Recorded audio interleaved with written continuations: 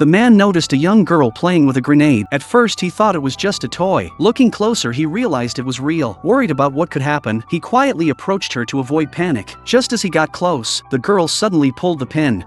The man reacted quickly, snatched the grenade from her, and threw it into the sea with all his strength.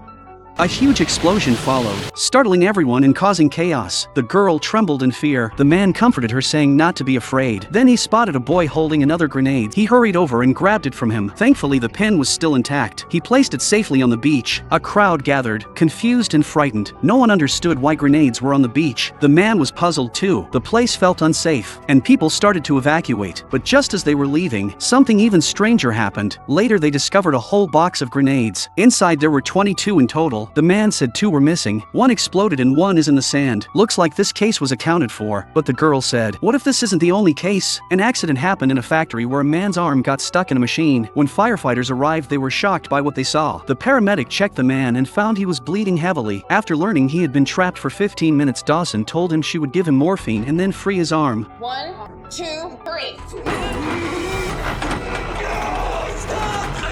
The firefighters couldn't get his arm out at first. Lieutenant Casey suggested removing the gear segments so they could separate the casing and take it with the man. They brought tools and began dismantling the machine. Shay started an IV to stabilize the man. Amid his painful screams, they finally removed his arm along with the gear. He was taken to the ambulance and sent to the hospital. He even said, "Call my boss. Tell him that I'll be there tomorrow, so don't worry about covering my shift." Kelly said dude really loves his job. Do you think this guy can go back to work tomorrow? Let us know in the comments.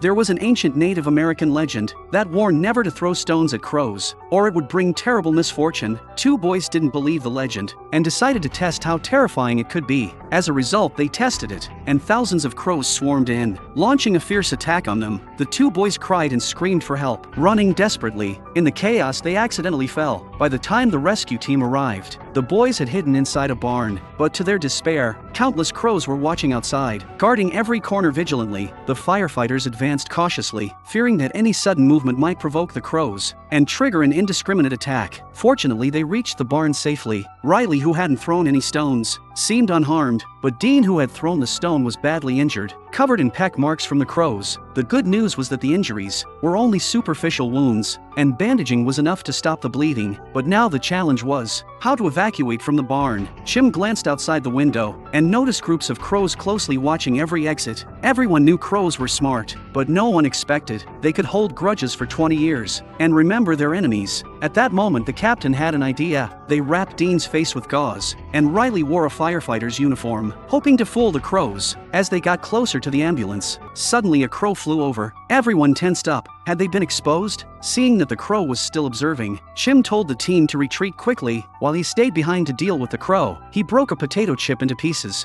and gently threw it on the ground. Surprisingly, it worked. While the crow was distracted by the food, Chim made a quick escape. Dean was successfully taken to the hospital. Just as Chim was catching his breath, he felt something strange. When he turned around, he saw that the crow had followed the ambulance to the hospital. A woman went to an ATM to withdraw money. As soon as she got the cash, the ATM also spit out a note asking for help. Unfortunately, she didn't even look at it. She turned around and threw it into the trash. Soon a man came to withdraw money. He also received a help note. There seemed to be someone inside calling for help. However, the man was very cautious. He suspected it was a prank show. The note was thrown away again. Not long after, a girl arrived. This time the trapped person got smarter. The person blocked the cash slot to stop the money from coming out, and then sent out another help note. The note read, "Stuck in ATM, no cash until call 911. The girl had no choice but to call 911, saying the ATM was telling her to report to the police. Dispatcher Maddie was stunned. Then the girl explained it seemed like someone was trapped inside. She could now hear cries for help. Soon firefighters arrived. The police had already figured out the situation. That morning the bank sent a technician to replace the vault lock. His car was still in the parking lot, and his phone was left on the front passenger seat. It looked like he was locked inside the vault. The firefighters decided to check inside first. They inserted a rescue camera into the ATM. Sure enough, they saw the technician inside. They quickly brought a power saw, cut through the hinges first, then used a crowbar to pry open the door gap. With 2 firefighters pushing together, the iron door was completely forced open. They quickly stepped aside, counted down 3, 2, 1. The technician, drenched in sweat, stumbled out. Luckily, he was finally rescued. The woman took just 1 sip of the malted drink. Unexpectedly, in the next second, her face suddenly collapsed. Before she could react, her leg also began to undergo a terrifying mutation. She instantly realized something was wrong. However, before she could take more than 2 steps, her entire body collapsed onto the ground, turning into a disgusting mass of giant flesh. Even smashed smashing through the bar wall. The scene left the bystanders completely stunned, seeing the flesh monster about to start devouring humans. People screamed and ran in all directions. Cars swerved to avoid it. The woman's friend realized things would get worse if this continued. She quickly tried to wake up Rita, but Rita had been completely taken over by the flesh. No matter how much she called out, it was useless. At that moment, a school bus was approaching. Seeing the giant flesh monster ahead, the terrified driver hurriedly tried to get out and escape, but due to the crash, the door wouldn't open. The entire bus was about to be swallowed by the flesh. At the critical moment, Robot Man appeared just in time. He reached his hands deep into the ground, forcibly lifting a massive slab of concrete. Even though it was far beyond his limit, Robot Man gritted his teeth and held on. Finally, he used the concrete slab to block the flesh monster's path, and that was how the crisis was successfully resolved.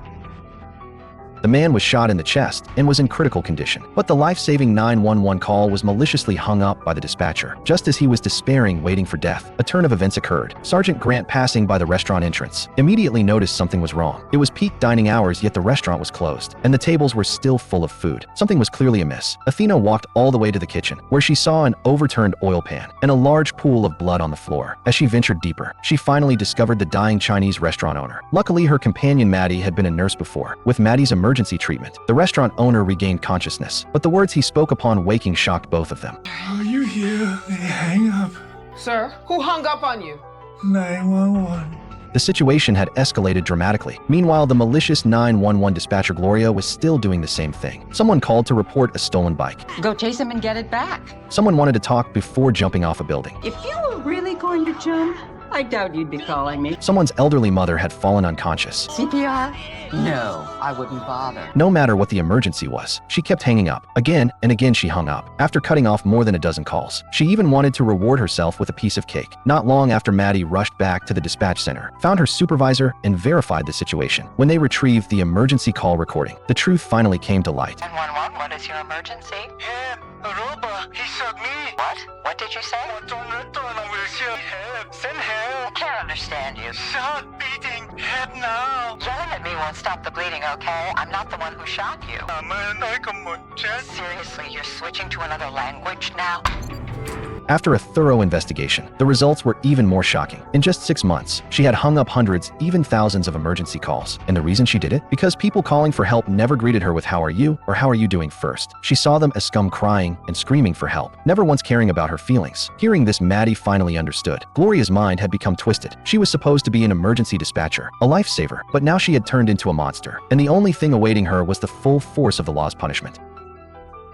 Hey, Bachman! Oh, hey, no throwing that ball in here, okay? I don't need surgery, do I? Nope, I'm gonna do this right here. I just gave you a field block to numb your ear. You shouldn't feel a thing. Hey, stop throwing the ball in my ER. Heads! Oh, God. What happened?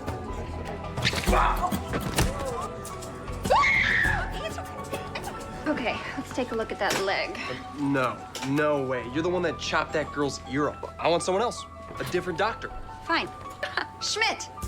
We're a little short on doctors today, so we're just gonna call this a teaching moment. For me or him? Oh, does it matter? Come over here and say that to my face. Game. I didn't start the stupid thing. Okay, knock it off. I did? Knock it off.